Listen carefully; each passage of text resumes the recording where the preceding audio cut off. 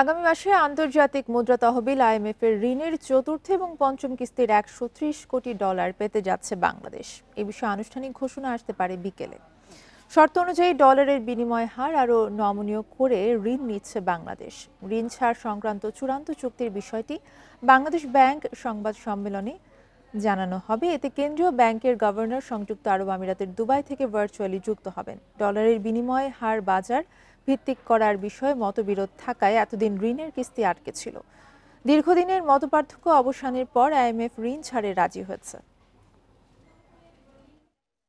কয়েক দফা এখানে এসে বাংলাদেশ ব্যাংক, তারপর অর্থ মন্ত্রণালয়, এনবিআর সহ বিভিন্ন স্টেকের সাথে তারা কথা বলেছে এবং তাদের যে সকল শর্ত ছিল সেগুলো আবার তাদের কাছে খোলাসা করেছে।